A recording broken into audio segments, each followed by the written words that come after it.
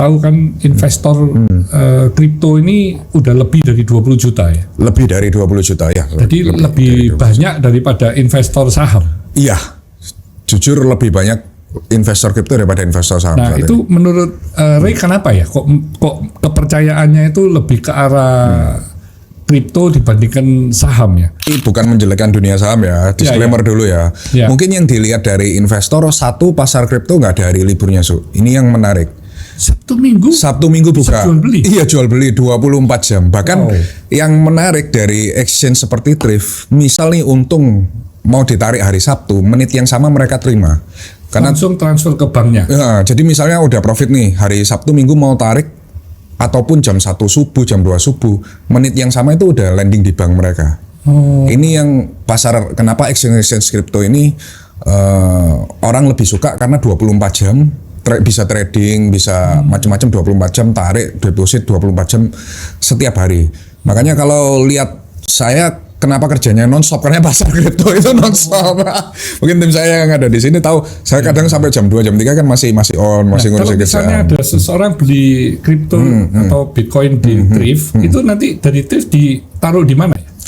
Kalau di industri kripto, exchange seperti Thrift nggak boleh pegang dana nasabah. Oh, itu 100% dana nasabah itu udah dipegang di clearing sama kustodian. Kustodian di Indonesia? Iya, di Indonesia. Jadi terkontrol juga kan? Terkontrol. Jadi ada exchange, ada bursa, ada clearing, ada kustodian. Clearing rupiahnya mirip dengan saham. Iya, betul, mirip, Su. Mirip sama.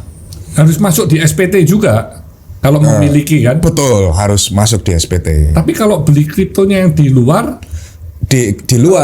itu kan nggak ada yang nggak lapor gitu ya? Ada yang nggak lapor, So. Tapi kalau terendus ya kena denda. Nah, tapi kalau di luar kena pajak progresif 5-35%. Keuntungan kalau kalau sampai untung karena kan luar nggak punya, karena untuk memungut 0,21% harus ada perjanjian kerjasama dengan Dirjen Pajak.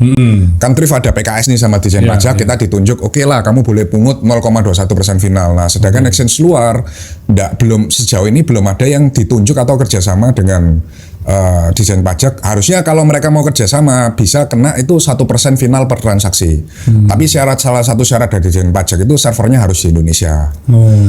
Tapi sejauh ini so far belum ada exchange luar yang bekerja sama dengan Dirjen Pajak sehingga akhirnya dikenakan pajak progresif 5-35% kalau untung di luar. Nah, kedua kemudian kenapa investor muda sekarang suka kripto, mungkin lebih menantang karena lebih volatile.